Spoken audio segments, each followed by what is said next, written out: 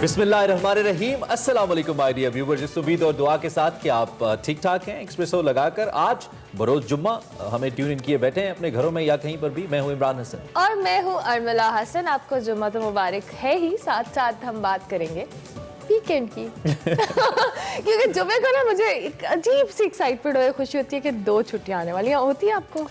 Always होती है जी। छुट्टी जिंदगी में बहुत जरूरी है और ब्रेक भी जिंदगी में बहुत जरूरी है। जहाँ पे भी कहते हैं कि आप किसी भी एक तसलसल के साथ जब चल रहे हो तो उसमें ब्रेक या गैप बहुत जरूरी होता है ताकि आप सोच सके कि इससे पहले आपने उस मामले को कैसे लेकर हमें तो ये सोचना होता है कि हमें मंडे को और खास तौर पे जब आप काम कर रहे होते हैं और मुसलसल काम कर रहे होते हैं तो उसमें तो ब्रेक बड़ी जरूरी होती है। लेकिन अगर आप समहाउ ब्रेक नहीं लेते तो 2 से 3 चीजें हो सकती है। एक तो ये होता है कि आपकी जो एफिशिएंसी होती है वो मुतासिर होती है। दूसरा ये भी होता है कि समटाइम्स आप तंग आ जाते हैं, जो कि अक्सर हम आ जाते हैं। हाँ, अच्छा ठीक है, सही है। अच्छा जी, काम की बात करें इमरान तो बात नो डाउट छोड़ दें सब कुछ, काम की बात करें। काम की बात करेंगे ना, काम की बातें करेंगे हम। अच्छा, आपने कुछ कल 2-3 दिन से हम देख रहे हैं सोशल मीडिया पर एक रेस्टोरेंट के हवाले से जहां पर बहुत ह्यूमिलेट किया गया। अच्छा, बहुत सारा मिला जुला रिएक्शन आया, वैसे ज्यादातर तो नेगेटिव ही रिएक्शन आया। एक रेस्टोरेंट इस्लामाबाद में है जी, कैफे, और वहां पर 2 खवातीन जो इसकी मालिक हैं उन्होंने एक वीडियो बनाई और उसको सोशल मीडिया पर डाला और उसमें उन्होंने बहुत प्राउड तरीके से बताया कि हम बोर हो रहे थे तो हमने सोचा कि हम अपने जो रेस्टोरेंट के एम्प्लॉयज़ हैं उनको ह्यूमिलेट करेंगे, इन शॉर्ट। और उसमें उन्होंने अंग्रेज़ी, जो कि बेसिकली हम सब लगता है कि हमारी सोसाइटी ओवरऑल अंग्रेज़ी फोबिया का शिकार है, और उसी का एक सबूत इन 2 खवातीन ने दिया। और उन्होंने अपने मैनेजर से जब बात की कि ये आप अंग्रेज़ी में बोले तो मैनेजर ने बेचारे ने कोशिश की, लेकिन एंड पे उन्होंने इस वीडियो को इस नोट पे ख़त्म किया कि ये जो है हम इनको इतना हाईली पेड हमारे मैनेजर हैं लेकिन ये अंग्रेज़ी में बात नहीं करते। अच्छा, इसमें एक इसका पहलू ये भी निकल सकता है, एक पहलू तो जो आप बता रही हैं, एक पहलू इसका ये भी हो सकता है कि जब भी इस्लामाबाद, लाहौर, बड़े शहरों में जो मैनेजर्स हायर किए जाते हैं उनकी कम्युनिकेशन स्किल्स देखी जाती हैं और ये मेक श्योर किया जाता है कि इनकी इंग्लिश कम्युनिकेशन अच्छी हो। तो मे भी उन्होंने इनको ये समझ के हायर किया और बाद में सरप्राइज हो गया। खैर, वो क्या कहते हैं जरा सुन लीजिए, वापस आते हैं जरा इस पर। ये फैसला तो यकीनी तौर पे देखने वालों में है कि वो इस बज़ाहिर ऐसा लगता है, ऐसा नहीं करना चाहिए कम से कम किसी एम्प्लॉय को लेकर। लेकिन 2-3 चीजें हो सकती हैं। एक तो उनकी बॉस हैं, वो अंडर प्रेशर आ चुके हैं। दूसरा ये है कि यकीनी तौर पे कोई ऐसी चीज को विजुअलाइज करके फिर आवाम तक पहुंचाना, मे भी उनकी इंटेंशन ऐसी ना हो उन खवातीन की, लेकिन लग ऐसे ही रहा है कि हर्ट हुआ। लेकिन बहुत सारे सेलिब्रिटीज मैदान में आए, उन्होंने ट्वीट किया, सोशल मीडिया पे अपने ख्यालात का इजहार किया और सब ने इसको एक शेम करार दिया। साथ साथ शनेरा अकरम ने बड़ी इंटरेस्टिंग बात की, उन्होंने कहा मैं भी बोर हो रही हूँ, आप आए मेरे साथ अंग्रेजी का मुकाबला करें। सो ये सारे जो सेलिब्रिटीज जिनकी ट्वीट्स आप अपनी टीवी स्क्रीन पर देख सकते हैं, इन सब ने बहुत रिएक्शन दिया और इसको एक शेम करार दिया। जबकि शहबाज तहसील का मैं जिक्र करती चलूँ, उन्होंने इनको, उनकी HR ने इनको राबता किया है मैनेजर को। शहबाज ने ट्वीट भी किया कि अगर हम चाहेंगे, हमने उनसे राबता किया, हमने उनको एक ऑफर भी दी है, तो अगर वो ऑफर मानते हैं तो लेट्स सी। उन्होंने भी इस पे अच्छा, जैसे सेलिब्रिटीज का अच्छा है, लेकिन जितनी तस्वीरें आप दिखा रहे हैं ना, इनमें ज्यादातर लोग, बल्कि तकरीबन सभी लोग, कोई भी इंटरव्यू उर्दू में नहीं देते हैं। आप इनका यूट्यूब कर ले, कोई भी इंटरव्यू सारे खुद में ही बात करते हैं। हमें एक एग्जांपल भी तो बनना है, सिर्फ किसी मामले पे ट्वीट थोड़ा ही करना है। एग्जांपल बनना है तमाम सेलिब्रिटीज। आपने अच्छी बात की, लेकिन be an example for the people, ये भी बहुत जरूरी है। खैर, हेडलाइंस पे चले जी बिल्कुल, और हमने सुबह डिटेल डिस्कशन करी, लेकिन सबसे पहले आपको शो का बाकायदा आगाज करने के लिए हेडलाइंस बताएंगे। महंगाई में पिसे आवाम के लिए बुरी खबर, हुकूमत ने बिजली 1 रुपए 95 पैसे फी यूनिट महंगी करने का ऐलान कर दिया। फॉरेन फंडिंग केस पानामा 2 बनेगा, मरियम नवाज की बहुत सारी जायदादें निकलेंगी, वफाकी वजीर दाखिला शेख रशीद अहमद। सिपा सालार का ISI हेडक्वार्टर्स का दौरा, आर्मी चीफ ने कौमी सलामती के लिए ISI की अनथक कोशिशों को सराहा। कोरोना आउट ऑफ कंट्रोल, चीन पाकिस्तान को 31 जनवरी तक 5 लाख कोरोना वैक्सीन की डोज देगा। हेडलाइट्स के बगैर मोटरसाइकिल चलाने वालों में होशरुबा इजाफा, जिम्मेदार कौन, जानिए सेगमेंट माइंड मैटर्स में। Segment over a cup of coffee में सना हमायूं मुलाकात करवाएंगी एडवेंचर शेफ एहसान आदिल से। सेगमेंट देसी फूड में फरियाल राना हमें खिलाएंगी कसूर की मशहूर मछली। हेडलाइंस में बहुत सारे खाने खिलाएंगे, लेकिन उसके बाद ही सबसे जरूरी काम जो हम करते हैं शो के आगाज में, और बड़ी खबर के हवाले से, और हम महंगाई के हवाले से बात करने वाले हैं। आज की बड़ी खबर,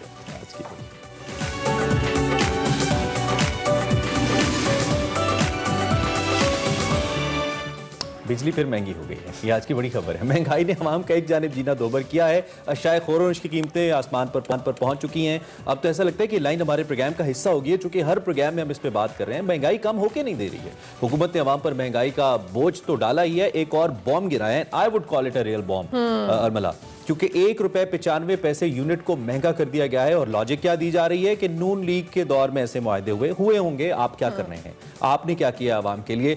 बिजली फी यूनिट ₹15 फी यूनिट में बिजली मिलेगी अरमला हसन। और गरीब के बारे में सोचिए, बहुत सारे ऐसे लोग हैं जी, मैं जाती तौर पे हमने देखा है, जो लोग बेचारे बिलों की किस्तें करवाने जाते हैं, दे कैन नॉट पे देयर बिल्स इवन नाउ। और आगे जाके क्या होगा, इसके हवाले से तो परेशानी बढ़ती अच्छा जी, इसके साथ साथ वफाकी वजीर तवानाई उमर अयूब साहब, वफाकी वजीर मनसूबाबंदी असद उमर साहब और मुआविन खुसूसी ताबिश गौहर ने मुश्तरका प्रेस कॉन्फ्रेंस की और हुकूमत की मुआशी कामयाबियां गिनवाई। उन्होंने कहा जी, महंगी बिजली का इल्जाम उन्होंने कहा कि नून लीग के दौर में हुआ कि माजी में की जो हुकूमत थी उनकी वजह से बिजली की कीमतों में इजाफा किया गया। नून लीग ने बदनीयती पर मबनी मुआहदे किए, जिसकी वजह से बिजली 43% महंगी बनती है। और साथ साथ उमर अयूब साहब ने यह भी कहा कि नून लीग की हुकूमत तहरीक इंसाफ की हुकूमत के लिए बारूदी सुरंगें बिछाकर गई है और हमें बिजली की मद में लाजमी अदायगी जो करनी है उसका 227 अरब रुपए का कर्जा वर्ष में मिला है। और लाजमी अदायगी की रकम को पूरा करने के लिए 9 रुपए करनी थी हमने महंगी, लेकिन हमने फिर भी ₹1.95 इजाफा किया है। क्या एहसान किया हुकूमत ने, मतलब पेट्रोल महंगा करके भी कहते हैं कि 9 रुपए करना था, रुपए किया है। मतलब ये हो क्या रहा है। आबिद क़य्यूम सुलैरी साहब, फाइनेंशियल एक्सपर्ट, माहिर मईशत हमारे साथ मौजूद हैं, उनसे जरा पूछते हैं। आबिद साहब, सिर्फ अवाम के इंटरेस्ट की हम बात करेंगे।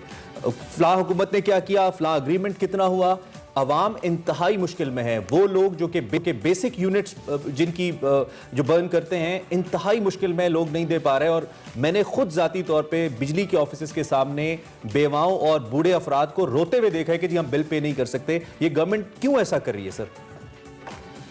देखिए, पब्लिक पॉलिसी जो होती है वो कोई भी ना तो एब्सोल्युटली अच्छी होती है ना एब्सोल्युटली बुरी होती है। उसके कुछ ना कुछ साइड इफेक्ट्स होते हैं। अगर हम 2013 में जाते हैं तो उस वक्त जो लोड शेडिंग का माहौल था, इस्लामाबाद जैसे फेडरल कैपिटल में भी हर घंटे के बाद 1 घंटा लोड शेडिंग होती थी, 1 घंटा बिजली आती थी।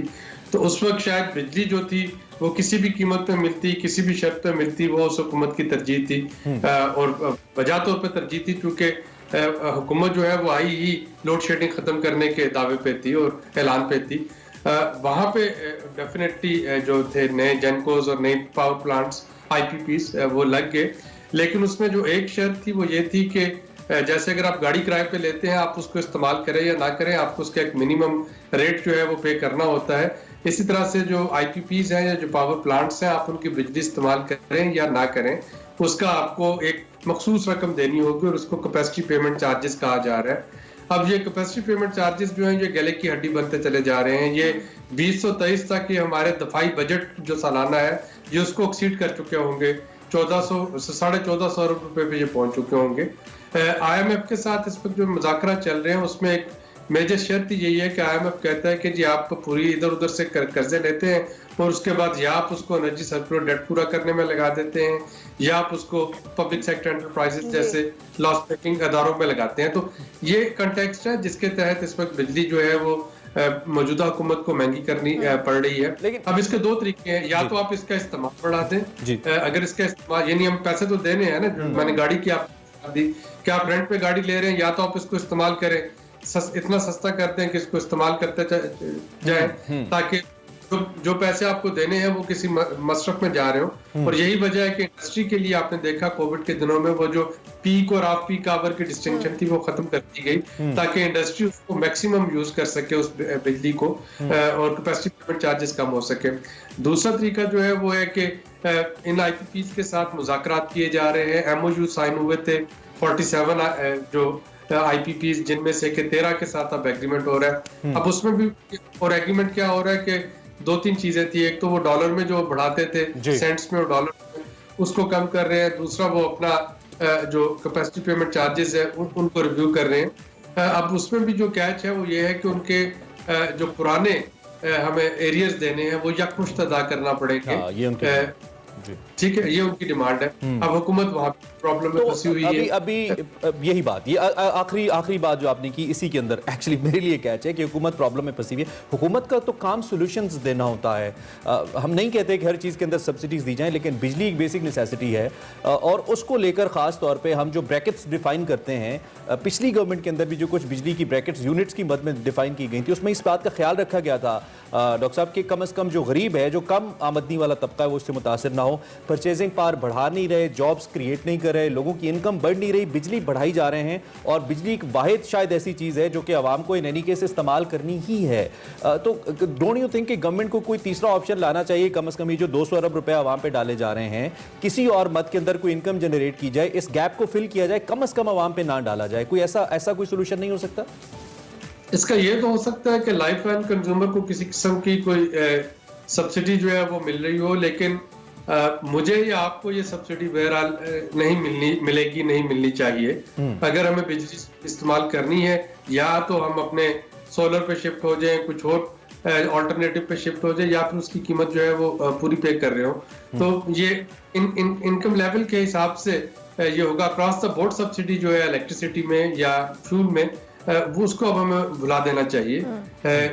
ये टारगेटेड सब्सिडी की शक्ल में तो आ सकता है, कुछ ना कुछ कोविड का पैकेज मजीद एक इनहांस हो जाए जिसमें टारगेटेड सब्सिडी की शक्ल में यूटिलिटी पे रिलीफ मिल रहा हो, लेकिन जनरली अब ये कीमतें जो हैं ये इसी रेंज में होंगी और ये इस रेंज में आएंगी तो मैं आपको बता रहा हूँ, तो तभी हम अल्टरनेटिव एनर्जी पे शिफ्ट कर सकेंगे। प्राइम मिनिस्टर ने अभी 1 महीना पहले जो क्लाइमेट चेंज समिट था, आपको याद होगा कि उसमें उन्होंने एक डिटर्मिनेशन दी थी कि अगले 10 सालों में पाकिस्तान जो है वो 60% रिन्यूएबल एनर्जी पे जा रहा होगा।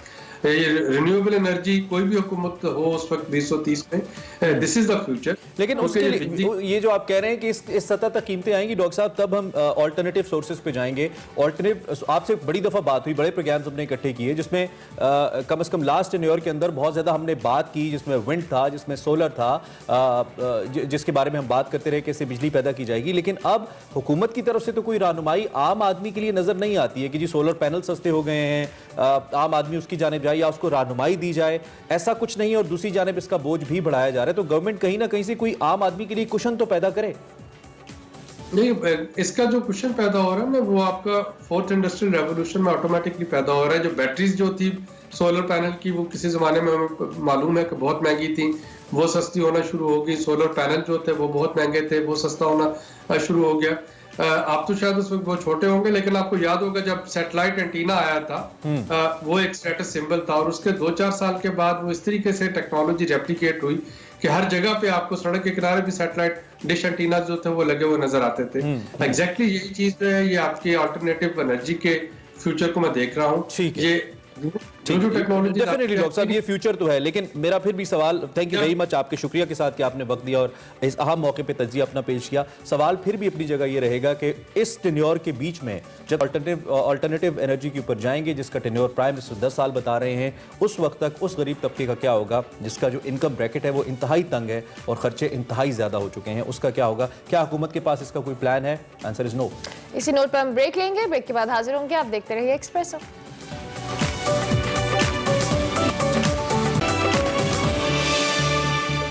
Welcome back to Expresso. और अब आपको बताएंगे थर के हवाले से, और जहां पर पानी की बूंद को लोग तरसते थे, बच्चे स्कूल जाने से कासिर थे, ग़िज़ाई किल्लत से बच्चों की हलाकतों की खबरें रोज सुनने को मिलती थी, मगर अब वहाँ ज़िंदगी लौट रही है। बच्चे स्कूल जा रहे हैं, लोगों को पीने का साफ पानी मिल रहा है, और इलाज मुआलजे की बात की जाए तो वो भी उनको उनकी दहलीज पर मिल रहा है। सब फलाही तंजीमों की बदौलत मुमकिन हुआ है, लेकिन एक्सप्रेसो में हम पाकिस्तान की फलाह और बहबूद पर काम करने वाले लोगों को बुलाते हैं, उनको दाद देते हैं। लेकिन हम थर के हवाले से स्पेसिफिकली बात करें तो एक फलाही तंजीम है जिसकी बदौलत बहुत से लोग खुशहाल हैं, और आज उसी के हवाले से हम बात करने वाले हैं। हमें ज्वाइन किया है असिस्टेंट सेक्रेटरी जनरल अल खिदमत फाउंडेशन पाकिस्तान में डॉक्टर एजाजुल्लाह खान साहब ने। बहुत शुक्रिया एजाज साहब, आपने अर्ली इन द मॉर्निंग हमें ज्वाइन किया। सबसे पहले तो हम अल खिदमत फाउंडेशन के हवाले से बात करें। थर में हमें बहुत एक्टिव नज़र आती है, क्या बेसिकली वहाँ पर काम किया जा रहा है इस हवाले से? थर पार्कर मेकर में अल खिदमत ने 1997 से बहुत ही मशहूर शख्सियत हैं, खिदमत के हवाले से बड़ा नाम है, मोहतरम नेमतुल्लाह खान साहब मरहूम जो मेयर कराची हैं, उन्होंने ये काम शुरू किया था। और अलखिदमत की जानिब से, और उन्होंने सबसे पहले जमजम प्रोजेक्ट के नाम से पानी की स्कीमें शुरू की थी। सही। आज अल्हम्दुलिल्लाह पूरे थरपारकर में कोई 3,500 से जायद पानी की स्कीमें अलखिदमत की जानिब से कायम की गई हैं, और इसमें 95%, 99% स्कीमें हैं जो एक्टिव हैं और अपना पूरा काम कर रही हैं अल्हम्दुलिल्लाह। और ये करोड़ों अरबों रुपए के प्रोजेक्ट है जो अलखिदमत ने पिछले खासे अरसे में यहाँ पे किए हैं थरपारकर में। इसके अलावा एक बहुत अहम प्रोजेक्ट है जो थरपारकर में यहाँ के बच्चों के लिए जो तालीम का सिलसिला है, उसको चौरा स्कूल के नाम से एक खिदमत ने प्रोजेक्ट शुरू किया। बुनियादी तौर पे चौरा यहाँ का एक मुकामी ट्रेडिशनल रिहायशी कमरा होता है, और उस कमरे का इस्तेमाल लोग रहने के लिए भी करते हैं। हमने उसका इस्तेमाल उस क्लासरूम के तौर पे किया। अच्छा। और ये चौरा स्कूल यहाँ पे हमने कायम किए हर गांव में जहाँ पे स्कूल करीब में मौजूद नहीं थे, उसी गांव से या उसके अतराफ से करीब से कोई टीचर हमने सिलेक्ट करके वहाँ के बच्चों की तालीम का इंतजाम किया। ये एक बहुत अहम प्रोजेक्ट है। इसके अलावा माइक्रो फाइनेंसिंग के यानी रोजगार स्कीम के तहत बहुत सारे काम हमने यहाँ पे किए हैं, जिसमें लाइफ स्टॉक पे हमने खासा काम किया है। फिर यहाँ की एक बहुत बड़ी जो यहाँ के लोगों की रोजगार का जरिया है वो लाइव स्टॉक है, और इस लाइव स्टॉक पे हमने कई मरतबा मुख्तलिफ कैंपेन के जरिए यहाँ की लाइव स्टॉक के लिए भी बहुत सारी चीजें की, जिसमें वैक्सीनेशन का पूरा एक कैंपेन है, और जिसमें हमें दीगर एनजीओ की तरफ से भी ताउन मिलता रहा है, और खासतौर पे टर्किश गवर्नमेंट की तरफ से भी के ताउन से हमने यहाँ पे। अच्छा, इसमें एक तो बहुत ज़बरदस्त बात है, और यकीनी तौर पे लोगों को देखना चाहिए कि किस तरह मिसाली तौर पे काम हो रहा है इस सारे अमल को लेकर। बड़ी खूबसूरत सी एक तो बिल्डिंग है, इस बिल्डिंग के हवाले से हमें बताइए, और इसका बैकग्राउंड क्या है, चूँकि थर में सहूलियात का फुकदान है, काम करना मुश्किल है, तो इसका बैकग्राउंड भी ज़रा हमें बताइए। इमरान साहब, असल में देखें, ये बड़ी ज़बरदस्त बात की कि एक खूबसूरत सी बिल्डिंग नज़र आ रही है, लेकिन इस खूबसूरत सी बिल्डिंग का जब हमने आगाज़ किया तो ये एक बड़ा मुश्किल काम था। जब हमने ये तय किया है कि इस थरपारकर में, आपने भी बहुत सुना होगा, आज से कोई 5 साल पीछे चले जाएं, 6 साल पीछे चले जाएं, तो रोज ये खबरें आती थी कि बच्चों की अमवात हो रही है, खवातीन की अमवात हो रही है। यहाँ खवातीन का जो सेहत का मेयार है वो बहुत खराब रहा, और अभी भी बहुत काम करने की जरूरत है। लेकिन जब हमने ये देखा कि थरपारकर में सबसे अहम इशू माँ और बच्चे की सेहत है, तो हमने इस पे ये तय किया कि हम यहाँ पे एक अच्छा सेहत का मरकज बनाएंगे। और उस वक्त के डॉक्टर हफीजुर रहमान साहब, प्रोफेसर डॉक्टर हफीजुर रहमान साहब ने ये तय किया, जो अलखिदमत फाउंडेशन के सदर थे, कि हम यहाँ पर थरपारकर में एक बड़ा सेहत का मरकज बनाएंगे। अल्हम्दुलिल्लाह हमने ये तय किया और इस जगह को लिया, और उसके बाद इसकी बिल्डिंग पे काम शुरू किया। इस वक्त अल्हम्दुलिल्लाह यहाँ पर बेशुमार सर्विसेज जारी हैं, जिसमें खास तौर पे जच्चा और बच्चा की देखभाल का पूरा इंतजाम, गायनी डिपार्टमेंट है, पीस डिपार्टमेंट है, NICU है, बच्चों की नर्सरी है, फिर आई डिपार्टमेंट है। यहाँ पे टोटल सर्विसेज बिल्कुल मुफ्त काम की जाती है। एजाज साहब, आपसे ऑफ एयर भी जब हमारी बात हो रही थी और हमने सुना है और आपने बताया भी कि आप एक्सप्रेसो भी देखते हैं, आपको कैसे लगा मॉर्निंग शो हमारा? जी अल्हम्दुलिल्लाह, मैं आपका मॉर्निंग शो देखता हूँ। एक अच्छा आपने सेगमेंट उसमें बनाया है, और इसमें जो खास बात जो मैंने फील की कि जो बहुत मुख्तलिफ इदारों के करने के काम थे, जो आपने अपने जिम्मे ले लिया है। ये जो सेहत पे और तालीम के मसाइल पर, और जो बुनियादी मसाइल हैं पाकिस्तान के, उन पे आपने तवज्जो देनी शुरू कर दी। अच्छा, ये देखें, ये खुद एक बहुत बड़ा काम है। आप अगर कोई एजुकेशन फराहम नहीं कर रहे, लेकिन उस जानिब तवज्जो दिला रहे हैं, उन अहले इख्तियार लोगों की, अहले अरबाब लोगों की तवज्जो अगर आप उस तरफ करते हैं, तो ये खुद एक बहुत बड़ा काम है। तो ये आपके लिए मैं मुबारकबाद के मुस्तहिक़ हैं आप लोग, कि ये एक बहुत बड़ा काम। ठीक है। बहुत शुक्रिया, आपसे बात करके बहुत हमें अच्छा लगा, और आपकी सर्विसेज को सराहते हैं। बाकी ऑर्गेनाइजेशंस को भी आगे आना चाहिए, और थर जैसे पसमानदा इलाकों में ऐसे काम करने चाहिए। Well done. अलखिदमत फाउंडेशन इसी पॉइंट पे ब्रेक लेते हैं, ब्रेक के बाद आते हैं। वेलकम बैक पिक्स पे। सो बात करते हैं अब कोरोना की, और कोरोना के साथ कोरोना वैक्सीन के हवाले से इस वक्त मुसलसल बात की जा रही है। रोज़ाना कई अफराद इसका शिकार हो रहे हैं, जान की बाजी हार रहे हैं, और ये सिलसिला मुसलसल बढ़ता जा रहा है। दूसरी जानिब हम अगर वैक्सीन की खरीदारी की बात करें तो गवर्नमेंट इसमें मसरूफ़ है। ड्रैप ने अब तक 2 कंपनियों साइनोफार्म और एस्ट्राजेनेका की वैक्सीन की हंगामी तौर पर इस्तेमाल की इजाज़त दे दी है। ताहम अब भी ये वाज़ेह नहीं हो सका कि इनकी वैक्सीन पाकिस्तान पहुंचेगी कब तक। दूसरी जानिब वज़ीर ख़ारजा ने अपने एक ट्विटर पैगाम में खुशखबरी सुनाई कि इस मुश्किल वक्त में देरीना दोस्त चीन एक बार फिर आगे बढ़ा है और वो पाकिस्तान को 5 लाख वैक्सीन डोजेज मुफ्त फराहम करने जा रहा है। बिल्कुल, और वैक्सीन की जो पहली खेप है वो 31 जनवरी तक पाकिस्तान पहुंच जाएगी। वज़ीर ख़ारजा ने भी बताया कि मुस्तक़बिल में वैक्सीन की 11 लाख खुराक की ज़रूरत है, और इस पर भी चीन ने बड़ी हौसला अफजा बात की है कि फरवरी के आखिर तक ये भी फराहम कर दी जाएगी। इस तमाम सूरत हाल पर बात करने के लिए मैं ज्वाइन किया है पार्लिमानी सेक्रेटरी सेहत डॉक्टर चीन हामिद साहिबा ने। बहुत शुक्रिया मैडम कि आपने अर्ली इन द मॉर्निंग हमें ज्वाइन किया। First of all good morning.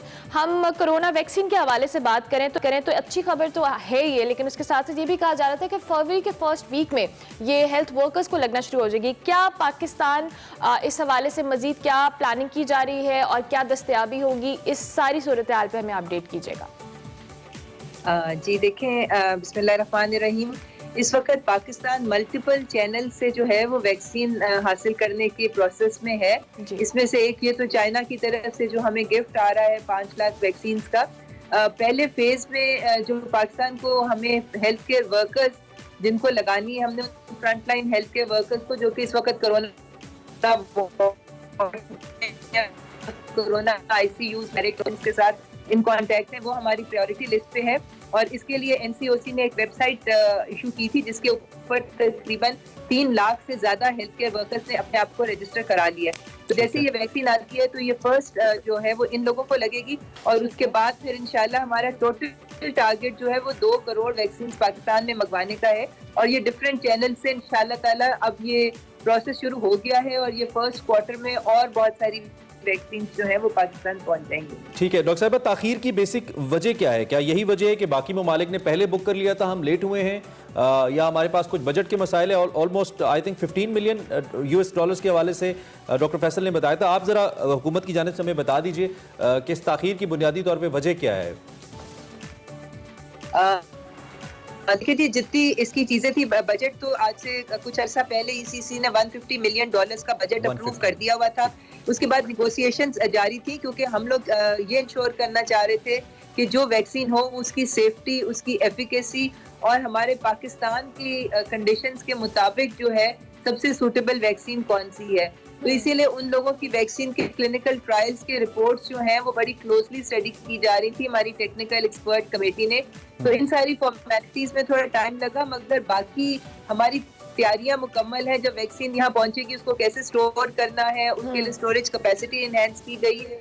जिस अमले ने उस वैक्सीन को आगे डिस्पेंस करने, उनकी ट्रेनिंग्स मुकम्मल कर दी गई है। और मैं ये भी बता दूं कि पाकिस्तान की प्रिपेयर्ड जो है वो बहुत सारे दूसरे ममालिक के मुकाबले में ज्यादा बेहतर है। इसलिए हमें उम्मीद है कि जो कोवैक्स का प्लेटफॉर्म जिन्होंने 20% पॉपुलेशन को फ्री वैक्सीन प्रोवाइड करनी है, हमारी तैयारी को देखते हुए शायद पाकिस्तान को जल्द ही वो भी अपने टाइम से पहले हमें मिल जाए। तो इंशाल्लाह ये आने वाला क्वार्टर जो है इसमें मल्टीपल एवेन्यूज से वैक्सीन हमें मिल जाएगी, और हमें बहुत उम्मीद है कि हम by the end of the year अपनी मेजॉरिटी पॉपुलेशन को वैक्सीनेट कर पाएंगे। ठीक है। अच्छा मैडम, अगर हम रूसी कंपनी के हवाले से बात करें तो उन्होंने उनकी जो वैक्सीन है कहा जा रहा है कि वो 95% ऑथेंटिक है, और उसके अलावा उसके साथ साथ बात करें तो दोबारा से रजिस्ट्रेशन को भी ड्रेप को दरख्वास्त दी गई है। तो क्या लगता है ये जो कंपनी है बेसिकली रियायती कीमतों पर भी देने को तैयार है और उसके साथ साथ, लेकिन इस कंपनी के साथ हमारा मुआहदा नहीं हो पाया, क्या रीज़न है इसकी कि इसको अभी तक उस तरह से उसके साथ एक हमारी कोलैबोरेशन नहीं हो पा रही है? देखिए, इस वक्त पाकिस्तान जो है वो 6 से 7 कंपनीज के साथ राब्ते में है, और उनके साथ निगोशिएशंस हो रही हैं। उनके जो क्लिनिकल ट्रायल के रिजल्ट्स हैं उनको हमारी जो टेक्निकल एक्सपर्ट कमेटी है वो उसको बहुत क्लोजली देख रही है, मॉनिटर कर रही है इन तमाम चीज़ों को फाइनलाइज होने में। क्योंकि आप देखें इस वक्त दुनिया में बहुत सी ममालिक ने ऐसी प्री बुकिंग्स करा ली थी जो कि बाद में जिन ट्रायल्स फेल हो गए और उनकी वो सारी इन्वेस्टमेंट भी वेस्ट हुई, और उसकी सेफ्टी एफिकेसी जो थी वो इंश्योर नहीं हो सकी। तो हम इसका रिस्क नहीं लेना चाहते, क्योंकि डॉक्टर फैसल ने भी जैसे कहा है कि हम वैक्सीन की सेफ्टी और एफिकेसी पे किसी किस्म का कॉम्प्रोमाइज उसकी क्वालिटी के ऊपर नहीं करेंगे। तो ये तमाम चीजें जो है थोड़ी सी टाइम कंज्यूमिंग है, मगर अब प्रोसेस शुरू हो गया है और इस क्वार्टर में ही इंशाल्लाह ताला आप देखेंगे कि बहुत वैक्सीनेशन तेजी से शुरू हो जाएगी। बहुत शुक्रिया आपका, आपने हमें इस हवाले से वक्त दिया और बात की। दूसरी जानिब अगर कोविड के हवाले से हम बात करें तो कुछ सूरत हाल बेहतर है, जैसे कि हम पहले कह रहे थे कि अब वो कर्व हमें फ्लैट नज़र आता है, लेकिन अभी भी एहतियात लाजमी, और एहतियात करने के बाद ही हम कम अज़ कम इस स्टेज तक पहुँचे कि कुछ ना कुछ सूरत हाल बेहतर हुई है। And with that obviously vaccine जब आ जाएगी तो हालात मजीद बेहतर होंगे। लेकिन डिपेंडेंसी आपने वैक्सीन पे ज़्यादा नहीं रखनी, एहतियात खुद से भी मास्क करनी पे है। इसी रखनी है। नोट पर हम ब्रेक लेंगे, ब्रेक के बाद हाजिर होंगे। आप देखते रहिए Express. Welcome back to Expresso. और इससे पहले कि हम आगे बढ़े अपने अगले सेगमेंट की जानिब, एक न्यूज़ है हमारे पास, अच्छी न्यूज़ है। क्या है? इस्लामाबाद मुझे पता है। यूनाइटेड और एक्सप्रेस न्यूज़ का जनाब एक अदद एग्रीमेंट हुआ है। Express News is going to be the official television media partner for PSL 6 है ना, PSL 6 है। हाँ, बहुत खुश हैं आप, इस्लामाबाद की बात हो रही है, फौरन तैयार बैठे थे ये अनाउंस करने के लिए। जी भाई, ये एक आपका शहर, एक आपकी ऑर्गेनाइजेशन, दोनों अगर मिल जाए तो खुशी तो होती है। तबाही हो जाती है। अच्छा जी, बहुत जबरदस्त कॉम्बो होने वाला है, लेकिन इस्लामाबाद यूनाइटेड के हम ऑफिशियल मीडिया पार्टनर्स तो हैं ही। हम कोशिश करेंगे कि टीम से आपकी मुलाकात भी कराएं और बहुत सारी हम उसकी इंडोर्समेंट करेंगे। हमें मजा आएगा भैया, हम PSL एंड में the best official part is partner we हैं। Both share the red colour, you know, उनकी सारी जर्सीज भी रेड है और हमारा हाँ। ऑफिशियल कलर भी। और इस सारी सिचुएशन में जो सबसे एक्साइटमेंट वाली होने वाली है वो ये है कि हम PSL को, मैं तो कम से कम पहले से ज्यादा एंजॉय करूंगा, क्योंकि अमला बहरहाल लाहौर कलंदर्स को सपोर्ट करी होंगी, तो शायद लेकिन अब तो मुझे इसको भी करना पड़ेगा, रखना पड़ेगा। इसको भी करना पड़ेगा। अच्छा खैर, लेकिन अब अगले सेगमेंट की जाने बढ़ते हैं, वो है माइंड मैटर्स, जिसमें वकार अहमद मलिक और हिना नियाज़ी हमें कुछ बताने वाले हैं। Over to you guys. Thank you so much Imran and Nirmala. Waqar sahab, अक्सर आजकल देखा जा रहा है कि बाइक्स जो हैं वो उनकी लाइट्स ही गायब है, मतलब मोटरसाइकिल एक है और उसकी आगे वाली लाइट भी नहीं है, पीछे वाले भी। क्या ये कोई नया ट्रेंड है, कोई फैशन है, कोई स्वैग है? मतलब I can seem to comprehend, ये क्या है? आपके सवाल में जो आपने लफ्ज़ इस्तेमाल किया ना, फैशन है, सीरियसली मैं ये सोच रहा था, पिछले हफ्ते में यही सोच रहा था कि हो सकता है कि यूथ है, तो हमें तो कई दफ़ा यूथ का पता नहीं चलता कि आजकल क्या कर रही है, तो हो सकता है कि कोई नया ट्रेंड शामिल हो गया, अपडेटेड हमें ना पता हो। क्योंकि उसकी वजह ये थी कि आप किसी चौक में, किसी जगह पे, किसी सड़क पे खड़े हो जाएं रात के टाइम, और आपको हर तीसरा या चौथा या पांचवा बाइक, तो कम से कम मैं बहुत श्योरिटीज कह सकता हूँ कि या उसकी अगली लाइट नहीं है या पिछली लाइट नहीं है, या मोस्टली तो दोनों की नहीं है। और ऐसा जो बाइकर है उसकी एक और निशानी होती है कि वही सबसे फास्ट भी चल रहा होता है, वही सबसे तेज भी चल रहा होता है। अब देखें ना, मिसाल के तौर पर अगर आपके फर्ज कीजिए आपकी लाइट नहीं है या किसी वजह से रास्ते में ही कभी खराब हो गई है, तो आप तो बहुत केयरफुल चलते हैं ना, लेकिन वो उतना ही ज्यादा चल रहे होते हैं। अगर आप गाड़ी चला रहे हैं और आपने हल्का सा इधर किया और इस साइड पे शीशे पे आपकी निगाह पड़ी, तो आपको ऐसे लगेगा कोई ह्योला सा,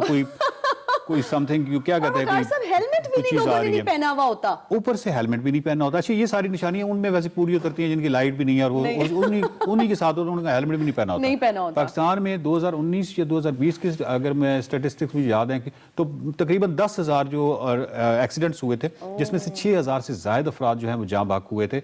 और इस जो मोटरसाइकिल की इंजरी है पाकिस्तान के अंदर, उसमें आपको ज्यादा हेड इंजरी है, और हेड इंजरी की वजह हेलमेट है, और हेलमेट क्योंकि नहीं पहना जाता। हेलमेट के अलावा फिर ये जो आजकल आपको पता है धुंध है, और धुंध में यानी एक बंदा रात के टाइम है, उसने ना अगली बार उसकी लाइट है ना पिछली लाइट है, ऊपर से रात है, ऊपर से धुंध है, और अब वो किसी न किसी हादसे का शिकार। और जनरली आप देखें कि लाहौर में कहीं ना कहीं किसी जगह पे सड़क के किनारे क्राउड इकट्ठा होता है, क्यों जी? पता चलता है कोई बाइकर गिरा है, ठीक है, ये किसी गाड़ी से टकरा के गिरा है या किसी राहगीर से टकरा के गिरा है, क्योंकि जब आप कोई राहगीर जो सड़क क्रॉस कर रहा होता है उसके भी वो जब तक सर पे नहीं आ रहा था, और उस वक्त नहीं। और जो गाड़ियां चला रहे होते हैं, मतलब कार या वैगन वगैरह, उनका जो बैक व्यू मिरर है उसमें भी उस वक्त तक वो ह्योला सन नहीं आता जब तक वो पता चलता है कि बिल्कुल आपके सर पे आ गया, या उसने जब वो कोई हारन बजा दिया तो कर दिया। अब जो लम्हे फिक्रिया है वो ये है कि अगर तो पुलिस को टारगेट्स मिलते हैं कि वो इस हफ्ते आपने इतने चलान करने हैं, या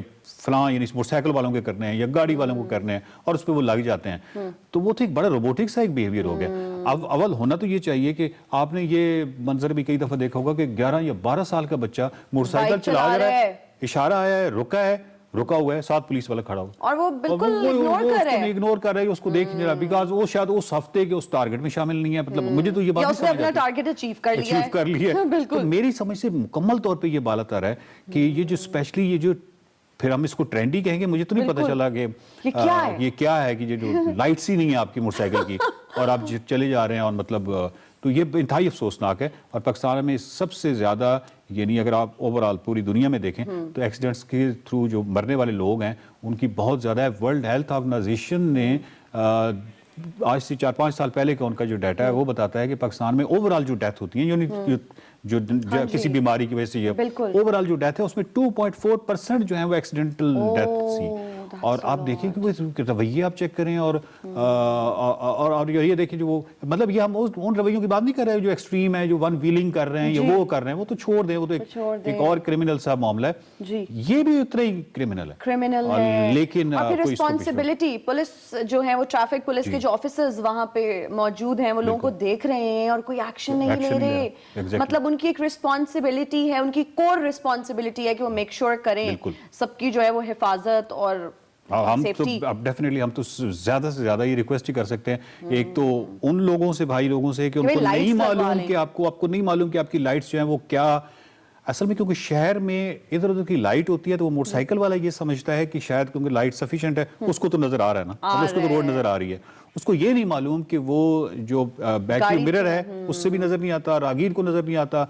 फिर मुख्तलिफ जगहों पे शहरों में लाइट होती है, मुख्तलिफ जगहों पे बहुत ज्यादा शेड्स आ जाते हैं, उन शेड्स में नहीं होता। फिर धुंध जिस तरह आजकल है तो ये उनसे भी रिक्वेस्ट की जा सकती है और जो कानून नाफिज करने वाले इदारे हैं उनसे भी रिक्वेस्ट की जा सकती है कि ये तो सब कुछ आपके सामने हो रहा है, कम से कम इसको तो ठीक करें ताकि रिस्पॉन्सिबिलिटी से हर बंदा अपना अपना जो है वो सोसाइटी में रोल प्ले करे। Thank you so much for your time Waqar sahab. एक्सप्रेसो में आपको एक बार फिर से खुशामदीद। शो के दूसरे हिस्से में आ चुके हैं, अब हमारे सेगमेंट की बारी और सेगमेंट बहुत इंटरेस्टिंग होने वाला है। पहाड़ों पे जाने का तो सब सोचते हैं लेकिन वहां जाके कुकिंग करने का किसी का दिल नहीं करता, ऐसा है? बहुत से लोगों का दिल नहीं करता लेकिन बहुत सारे लोग जब कुकिंग करते हैं तो उसके लिए बड़ा इंपॉर्टेंट कुछ साजो सामान उनको चाहिए होता है और इसको हम एक नई टर्म आपके सामने लेकर आ रहे हैं जिनको नहीं पता, इसको एडवेंचर कुकिंग कहते हैं कि आप एक तरफ एडवेंचर करें साथ आप कुकिंग करें और इससे बेहतर कोई एक्टिविटी नहीं हो सकती खासतौर पे आपके वीकेंड्स के ऊपर। और एक्सप्रेसो ने क्या किया, एक्सप्रेसो ने इसको विजुअलाइज किया, सना हमायूं वहां पे गई और उन्होंने बाकायदा तौर पर एक सेगमेंट तैयार किया आपके लिए, इसमें आपको दिखाएंगे कि एडवेंचर कुकिंग और वो सेगमेंट है over a cup of coffee. तो देखते हैं क्या दिखा रही है एडवेंचर कुकिंग में सना Humayun.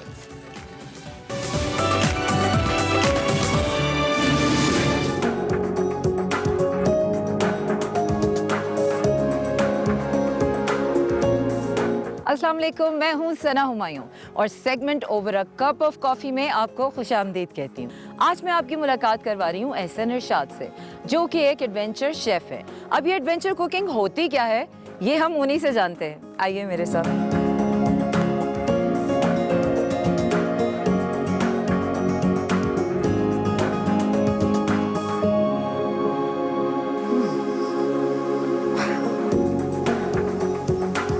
Assalamu alaikum. Hi, walaikum assalam, Sana. Hi, how are you? I am good. What a beautiful spot you have chosen. और जब मैंने एडवेंचर कुकिंग का नाम सुना तो I was really excited कि मैं पहली दफ़ा मैंने ये नाम सुना और पाकिस्तान में ज़्यादातर लोग इस चीज़ से वाकिफ़ नहीं। ऐसा ही है, बिल्कुल ऐसा ही है। It's a new thing. तो it's all about कि आप एक खूबसूरत जगहों पे जाके कुकिंग वगैरह करते हैं तो इट्स बेसिकली एन एडवेंचर और कुकिंग जब साथ इन्वॉल्व होगी तो एडवेंचर कुकिंग आप अपने किचन की कंफर्ट से बाहर आकर माहौल के साथ कर रहे हैं सब। एग्जैक्टली। तो अब एहसन इरशाद हमें किस तरह से क्या बना के खिलाएंगे? चलिए लेट्स बिगिन द कोर्स। हम सबसे पहले लकड़ियाँ वगैरह इकट्ठी करना, आग वगैरह जलाना, तो मैं आपको पूरे प्रोसेस का साथ साथ बताऊँगा, दिखाऊँगा। और पका क्या रहे हैं आज हम? और आज हम जो है वो फिश बारबेक्यू कर रहे हैं, ग्रिल्ड फिश।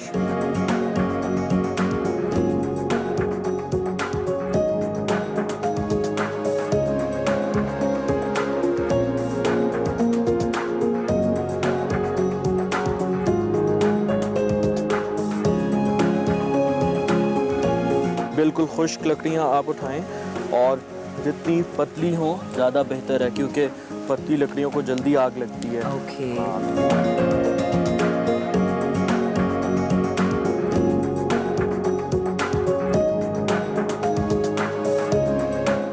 ओके, लकड़ियाँ तो हमने जमा कर ली हैं, अब हम क्या प्रोसेस में क्या स्टार्ट करना? अब आग जलाने का सबसे पहला काम होता है।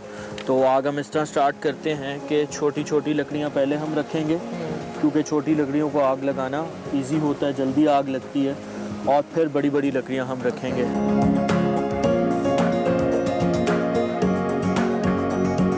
ये एडवेंचर कुकिंग का शौक आपको कैसे हुआ? किस तरह से, कब आपको रियलाइज़ हुआ कि आई एम इनटू इट और किस तरह से मैं कर सकता हूँ?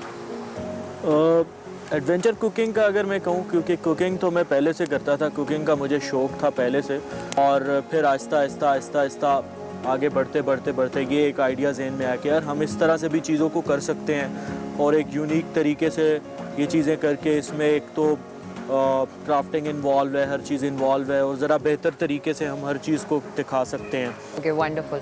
तो आपको कब रियलाइज़ हुआ, जब आपको फेम मिलना स्टार्ट हुई, लोगों ने अप्रिशिएट करना शुरू किया? So how have you found it all? होता यही है बेसिकली, आप जब कुछ एक नई चीज़ करना शुरू करते हो तो वो लोगों में बहुत जल्दी मकबूल होती है, और जब लोगों ने ये चीज़ देखी कि यार फूड को एक इस तरीके से भी पेश किया जा सकता है विद द नेचुरल ब्यूटी, तो मैंने जब इसी तरह सोशल मीडिया पे पिक्चर्स वगैरह लगाना शुरू की और लोगों को बताना शुरू किया कि मैं किस तरह से इन चीज़ों को एक्सपीरियंस कर रहा हूँ, तो एवरीबॉडी गॉट इंटरेस्टेड, और उन्होंने मुझे यही कहा कि यार they also want to experience this.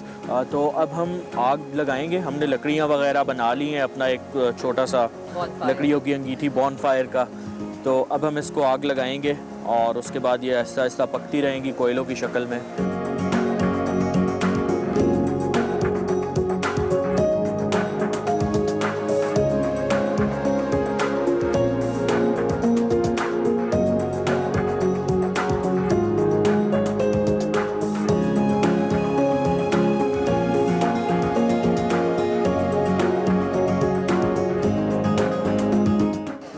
कितनी देर इसकी मैरिनेशन चाहिए होगी हमें बारबेक्यू के लिए? Half an hour marination enough होती है फ़िश के लिए। कौन सी फ़िश है ये? जो नॉर्मली यूज़ करते हैं हम पाकिस्तान के अंदर बारबेक्यू या ग्रिल के लिए फ़िश वगैरह यूज़ होती है, वो रहू होती है। Okay. काला रहू इसको कहते हैं।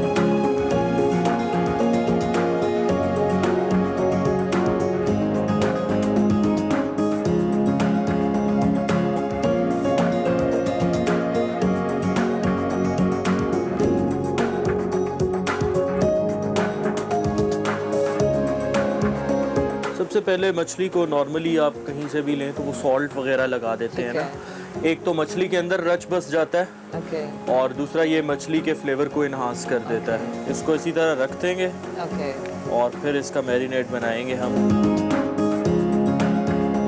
अच्छा, मैरिनेशन में आप क्या क्या मसाले यूज़ कर रहे हैं? मैरिनेशन में हम बहुत ज़्यादा मसाला जात की तरफ नहीं जाएंगे, लेकिन बेसिक्स वगैरह जैसे कि अदरक लहसुन का पेस्ट हो गया, योगर्ट हो गया, दही, वो एक अच्छा एडिशन होता है मसाला मैरिनेशन वगैरह बनाने में। नॉर्मली बारबेक्यू या फ़िश वगैरह में वो लगता है। सॉल्ट हो गया, पेपर हो गया, ज़ीरा एक बहुत अच्छा जो है वो फ्लेवर देता है। साथ हम थोड़ी सी अजवाइन भी डालेंगे, और इसके साथ साथ हम हमारी जो सुर्ख मिर्चें होती हैं और धड़ा मिर्च होती है, चिली फ्लेक्स, वो भी डालेंगे।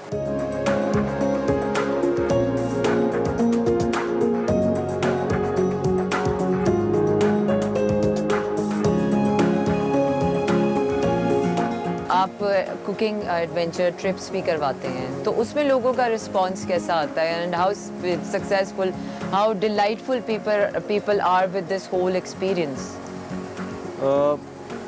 जैसे मैं खुद इस चीज़ को एंजॉय करता था, तो जब मैंने एक चीज़ लोगों के साथ करना शुरू की, तो definitely a lot of people like to travel और डिफरेंट जगहों पे जाना, नेचर को एंजॉय करना, और when it connects with food तो कह लें कि सोने पे सुहागा हो जाती है ये चीज़। I feel like it's a total meditative process in the nature. जब भी आप होते हैं and you are busy in doing something. बिल्कुल एग्जैक्टली, ज़िंदगी स्टार्ट हुई जिस तरह से, तो you are doing the basics, और आपकी सोल, आपका जो है वो बहुत करीब, आप एक कनेक्शन फील करते हो नेचर के साथ, और इटसेल्फ नेचर में आके कुकिंग वगैरह करना, तो ये एक बहुत ज़बरदस्त प्रोसेस है। हम इसमें कोरिएंडर पाउडर डालेंगे, टेस्ट से ज़्यादा ये अरोमा के लिए काउंट होता है। पाकिस्तानी खाने, इनकी ख़ास बात यह है कि टेस्ट के साथ साथ दूर से इनकी खुशबू आ जाती है, और आपको भूख इनकी खुशबू के साथ ही लग जाती है। इनको तो आप पहचान ही गई होंगी, ये है लाल मिर्च, स्पाइसेस।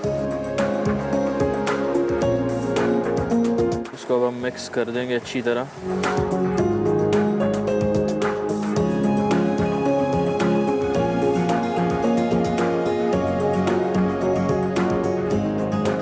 और अब फाइनली हम उस जगह पर पहुंच गए हैं जब हम फिश को ग्रिलिंग वाले फेज पर आ गए हैं और अभी से इसकी खुशबू बहुत, इसका एरोमा जो है वो it's like making me crazy.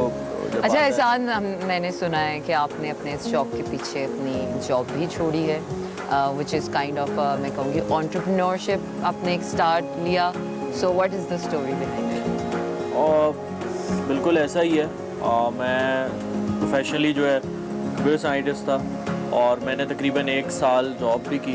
Adventure cooking की जो सारे सिनारियो था और एक्टिविटीज़ थी ये मेरी स्टडी के साथ साथ चल रही थी और फिर एक थोड़ा सा मकबूलियत मिली उस चीज़ में, तो वहाँ से फिर मैंने ये सोचा कि क्यों ना इस चीज़ को एज अ प्रोफेशन स्टार्ट किया जाए।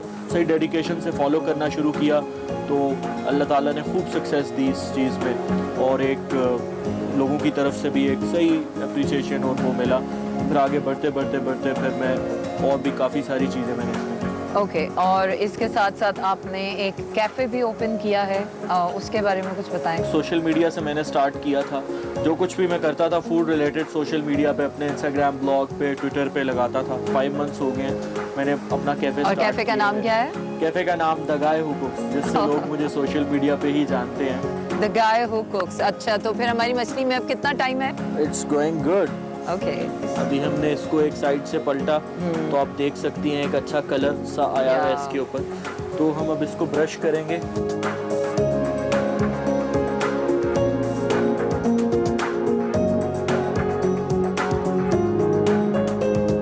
Okay, wonderful. Ehsan Irshad, it was wonderful meeting you, knowing you more, and it has been a tremendous experience for me.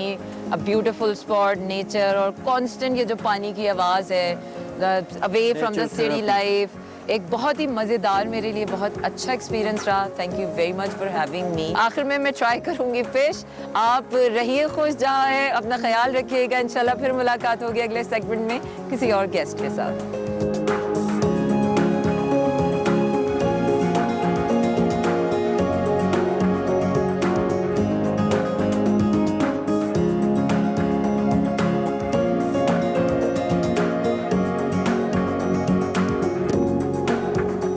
Very juicy and very much yummy. You were so right. Taste के जो taste है ना spices, it's really delicious.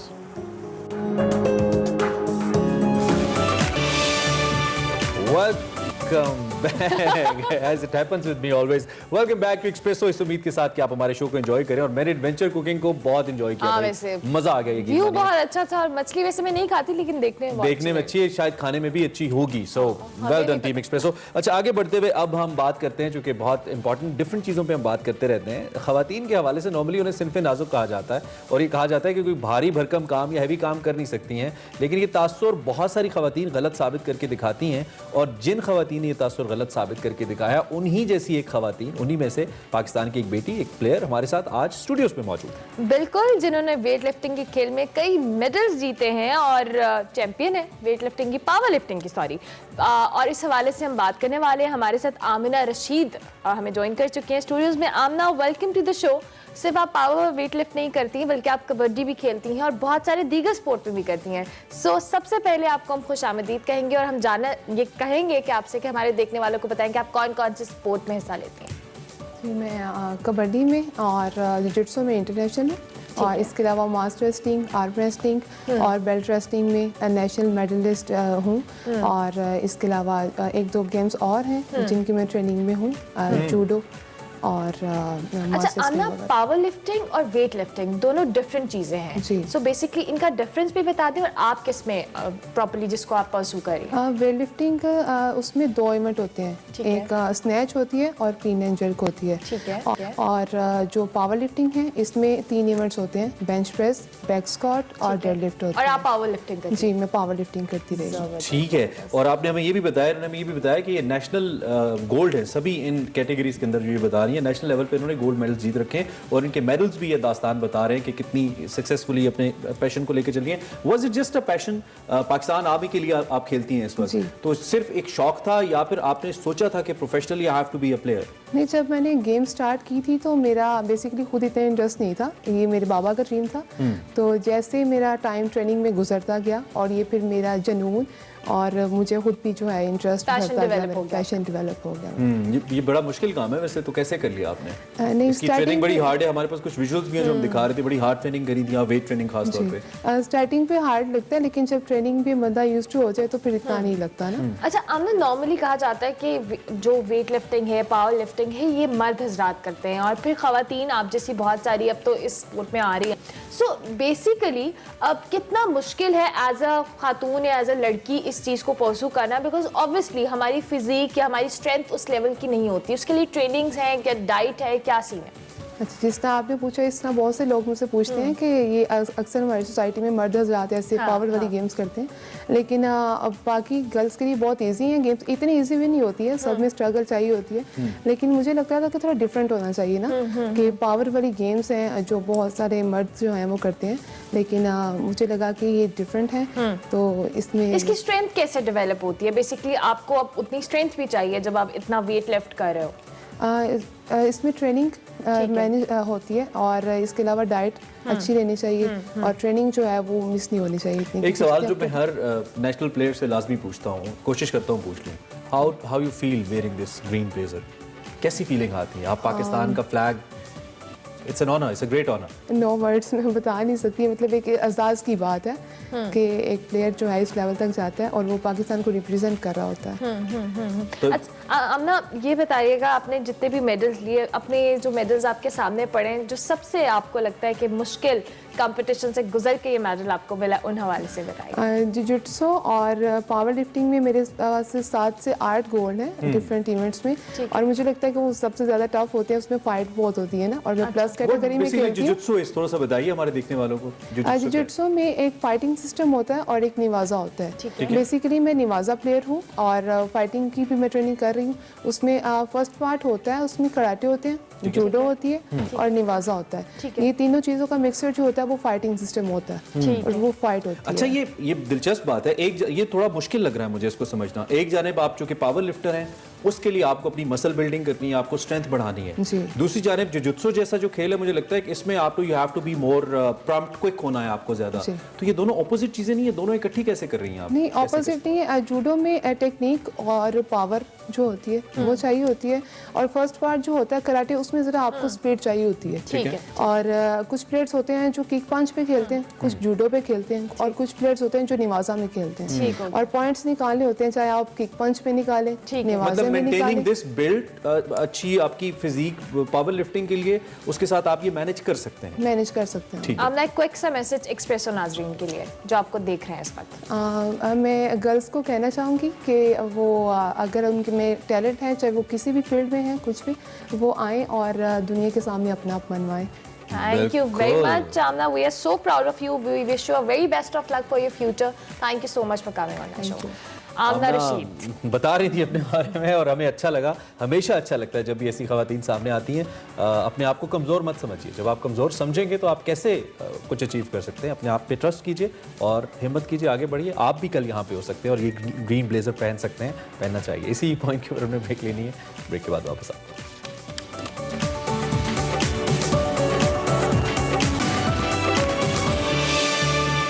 बाकी सब अहम खबरें discuss हो गई, तो बात कर लेते हैं दुनिया की सुपर पावर अमेरिका की, जहां डोनाल्ड ट्रंप चले गए। एक नए दौर का आगाज हो गया। अमेरिका के नए सदर जो बाइडन ने अपनी जिम्मेदारियां संभालते ही साबिक सदर डोनाल्ड ट्रंप की मुतअद्दिद मुतनाज़ पॉलिसियां तब्दील कर दी।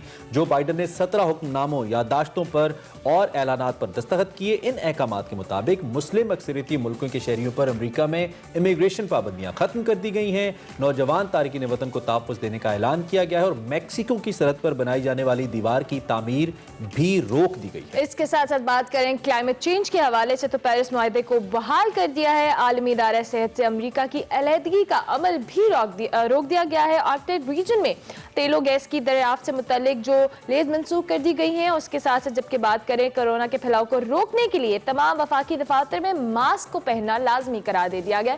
दूसरी तरफ अमेरिका में बात करें तो तैनात पाकिस्तानी जो सफीर हैं असद मुजीब ने जो बाइडन की इंतजामिया से ताल्लुकात दो तरफा मफाद की बुनियाद पर कायम करने की ख्वाहिश का इज़हार करते हुए कहा कि अमेरिका को पाकिस्तान से ताल्लुकात चीन, अफगानिस्तान या भारत के तनाजुर में तय नहीं करने चाहिए। इस तमाम सिचुएशन पर बात करने के लिए हमारे studio मदिया Afzal live from Washington DC.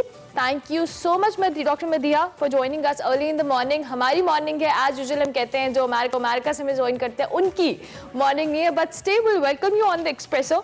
सबसे पहले तो ये बताएं कि इस नए जो कह लें अमेरिका के हवाले से कैसा लगा, किस तरह इस हल्फबर्दारी तकरीब के बाद house America? I think America में एटलीस्ट जो बाइडन के सपोर्टर्स हैं वो after 4 years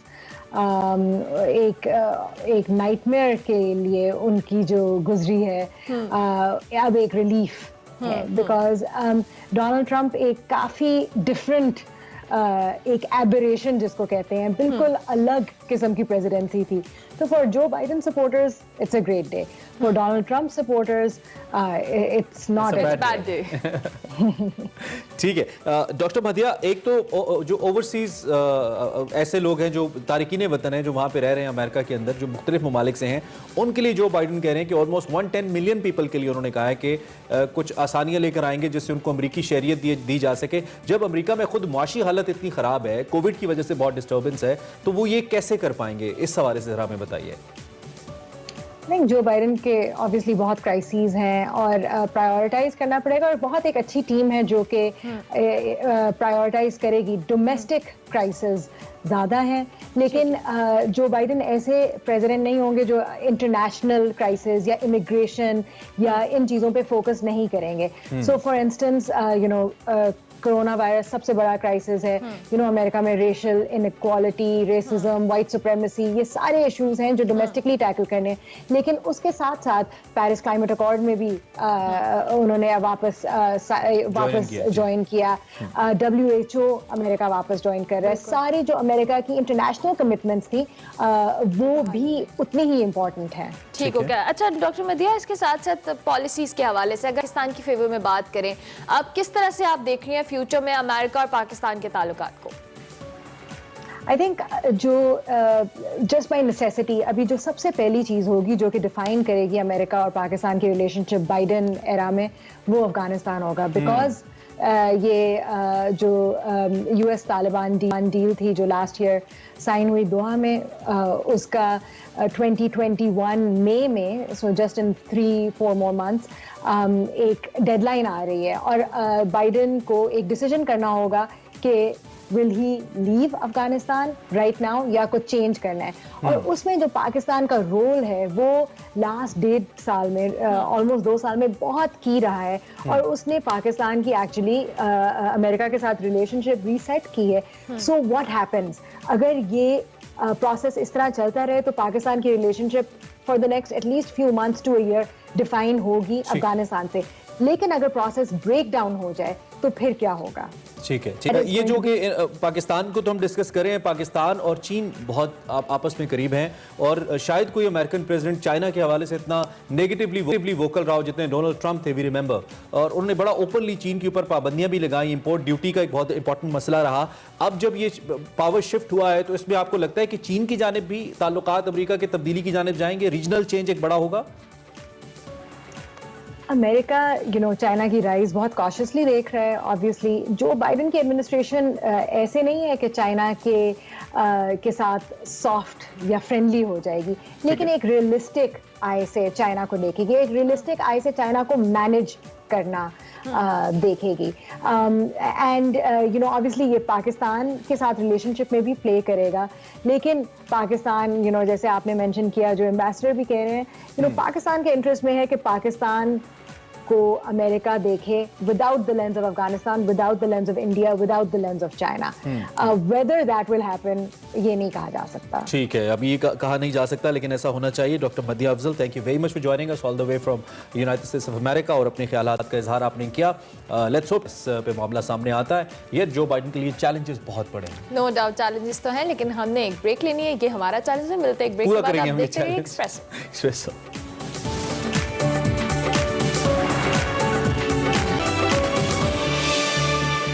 welcome welcome back to Expresso. और अब बारी हमारे अगले सेगमेंट देसी फूड की,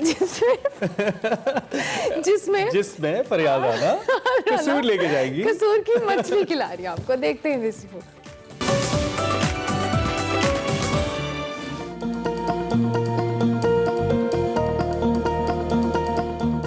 सौगातों में से एक सौगात है मछली, और जब मछली का नाम आता है तो सबसे पहले कसूर शहर जहन में आता है। नाजरीन, इस वक्त मैं मौजूद हूँ कसूर के मशहूर जावेद मछली कॉर्नर पर। ये मछली बनाते कैसे हैं, चले आए इन्हीं से पूछते हैं।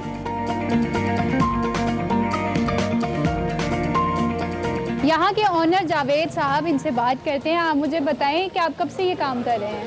40-45 साल हो गए ने सानू काम करते हैं, लेकिन साडी ख्वाहिश है होती है कि असी अपने म्यार के मुताबिक सौदा हर चीज़ देखते हैं, लेकिन असी सानू अपने म्यार की चीज़ ना मिले ना असी दुकान बंद करते हैं।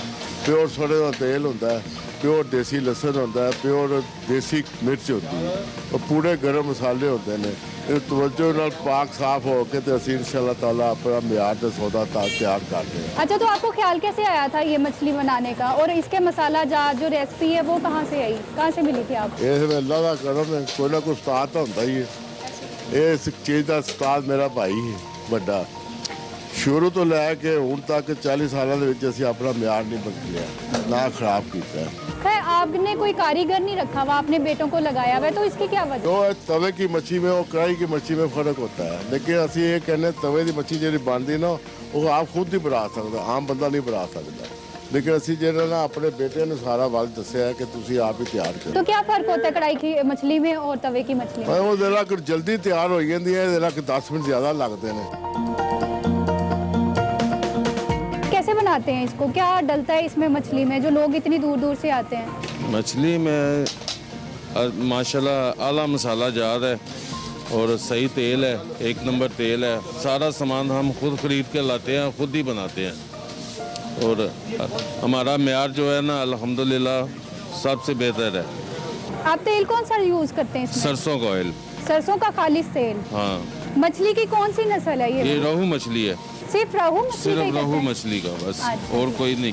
तो इतनी पुरानी ये दुकान है, कोई शख्सियात वगैरह आती हैं यहाँ पे, पॉलिटिकल या फिर अदाकार, सिंगर? काफ़ी लोग आते हैं, आरब लोहार, रैम्बो, इस तरह के काफ़ी अदाकार गुलकार आए थे। आपके पास ज़्यादातर कस्टमर जो है वो किस शहर से आते हैं? गुजरांवाला, लाहौर, सियालकोट, इस तरह काफ़ी शहरों से आते हैं।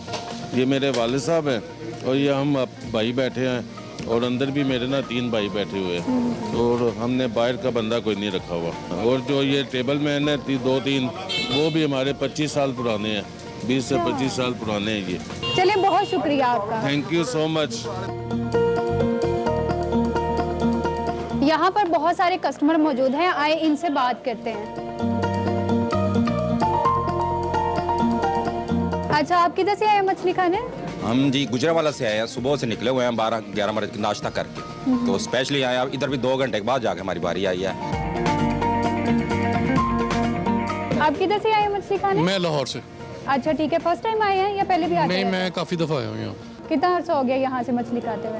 मैं हर सीज़न में 4-5 दफ़ा तो आ ही जाता हूँ। अच्छा, तो क्या डिफरेंस लगता है यहाँ की मछली में या लाहौर की, या जहाँ से आपने खाई हो कभी? बेसिकली मसाला बहुत अच्छा है इनका, तबीयत दिख नहीं होती, लाइट वेट है, जबकि दूसरों से कहा कि जो उनका ऑयल का है वो इतना अच्छा नहीं होता, जिसकी वजह से वो तबीयत आपकी ख़राब होती है। आप कहाँ से आए हैं मछली खाने? मैं लाहौर से आया हूँ, हरबंसपुरा से। तो क्या डिफरेंस लगता है यहाँ की मछली में, कसूर की और लाहौर की मछली? लाहौर की मछली में और इधर की मछली में बहुत फ़र्क है, ये बहुत मज़ेदार। आप कहाँ से आए हैं? लाहौर से। अच्छा, ठीक है। तो आपको टेस्ट कैसा लगता है यहाँ का, क्या खास बात है यहाँ की? खास बात इनकी यही है कि इनके जो से ना ऑयल में काफ़ी डिफरेंस है। सरसों के तेल में ये फ्राई करते हैं फ़िश को, और उनका टेस्ट में भी बहुत फ़र्क है। लाहौर के और इधर के टेस्ट में काफ़ी फ़र्क है। सर्दियों में क्यों ज़्यादा खाई जाती है? सर्दियों में इसलिए कि सर्दियों का मौसम फ़िश का फेवरेट मौसम है सर्दियों का, इसलिए ज़्यादा खाई जाती है। क्या खास बात है इनकी मछली में? सरसों के ऑयल में बनी हुई है, ठीक है, और इनकी पकवाई भी डिफरेंट है दूसरे लोगों से ना। 3 जगह पे ये पकती है, फिर ये आती है कस्टमर के पास, इसीलिए इतनी दूर से आए हैं खाने के लिए। अच्छा, मुझे बताएं, आप कसूर ही क्यों आए हैं मछली खाने? हम लाहौर से कसूर इसलिए आए हैं कि इनका बड़ा नाम सुना था, और जैसे नाम है माशाल्लाह वैसे इनकी टेस्ट भी है मच्छी का। अच्छा, सर्दियों में ज्यादा मछली खाई जाती है या गर्मियों में? सर्दियों में ज़्यादा खाई जाती है और गर्मियों में तो लगाता ही कोई नहीं है। आप कहाँ से आए हैं मछली खाने? लाहौर से। अच्छा ठीक है, तो कसूर ही क्यों आते हैं सब मछली खाने के लिए? कसूर का जो है ना, ये इनका जुएल साहब का जायका बड़ा अच्छा है, तो हम जब दोस्त और अपने साथी इकट्ठे होते हैं ना, तो हमारा हफ्ते में 1-2 दफ़ा आते ही हैं। तो क्या फर्क लगता है यहाँ की मछली का और लाहौर की मछली का, या कहीं की भी मछली का? लाहौर की नहीं, ये मछली पकाने की बात होती है। मछली तो सब जगह एक जैसी होती है, फोम की होती है। इनकी क्वालिटी है इनकी अच्छी पकाने में, और इसका जो जायका है वो अच्छा है।